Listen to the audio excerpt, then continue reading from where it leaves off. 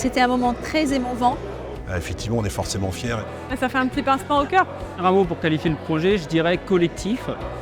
Engagement. Et exemplaire. Une grande aventure humaine.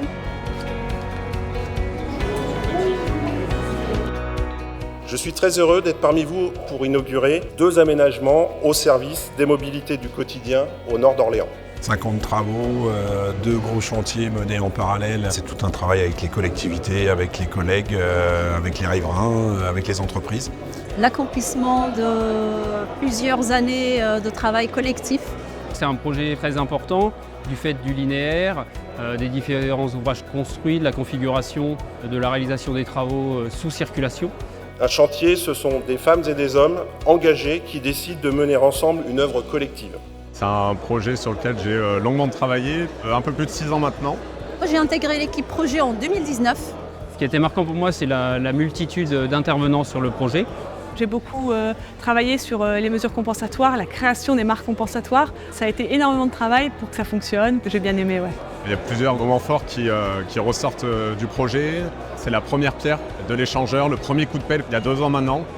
Des contraintes techniques, des contraintes d'exploitation, un ouvrage innovant aussi. Les démolitions des ouvrages, la poussée du nouvel ouvrage, la charpente métallique au-dessus de l'autoroute de nuit.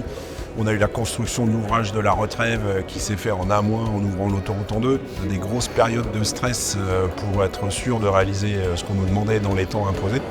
Jamais on n'a perdu le contact des riverains et c'était sympa parce que finalement on les a retrouvés tout au long des 5 années de travaux, quoi. Les écoles de Saran et de Gidi avec lesquelles on est allé planter des arbres avec des écoliers, c'était génial. Les gamins étaient super enthousiastes. Donc oui, c'est des moments qu'on garde. Le béton bas carbone, le béton ultra bas carbone, les enrobés phoniques.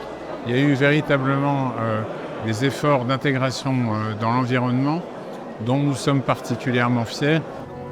Sur cet axe de l'autoroute A10, en 10 ans, on a investi 1 milliard d'euros au service de la desserte, au service de la fluidité, au service de l'intégration dans l'environnement.